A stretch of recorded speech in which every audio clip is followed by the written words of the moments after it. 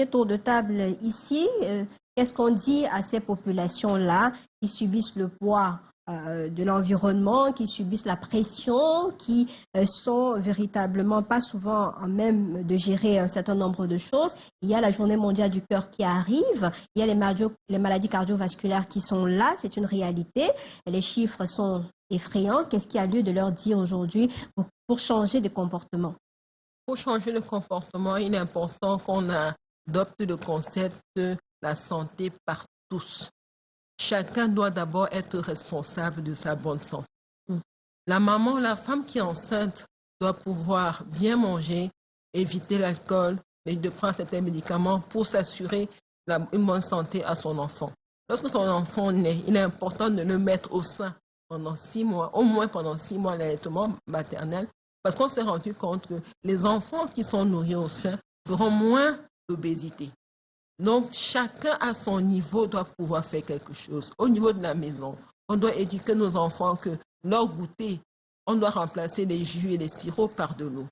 Remplacer les biscuits, même si on met ça, qu'on mette des fruits. Donc, vous voyez qu'à tous les niveaux, dans les écoles, on doit leur dire que vous construisez, mais prévoyez de l'espace pour que les enfants puissent jouer et courir. Maintenant, on voit des écoles où on a remplacé la cour par des bâtiments. On n'arrive pas, les enfants n'ont pas de quoi bouger.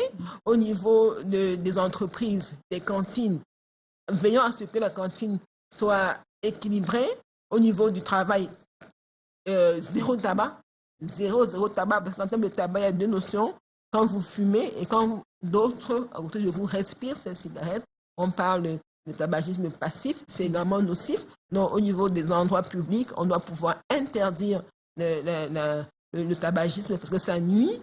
Au niveau des écoles, on doit faire des efforts. Donc, chacun à son niveau a quelque chose à faire pour pouvoir prévenir les maladies cardiovasculaires. On n'incitera jamais assez pour avoir une bonne alimentation, pauvre en sel, en sucre, en graisse, riche en légumes et fruits, avoir une activité physique régulière. L'OMS recommande 30 minutes par jour, 5 fois par semaine, ou encore 1 heure 3 fois par semaine.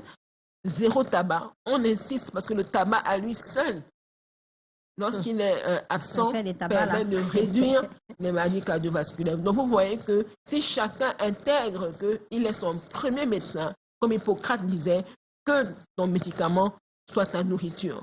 Oh, ça c'est bien dit. Alors, le message de la Société camerounaise de cardiologie, face à ce phénomène qui s'enracine dans notre société,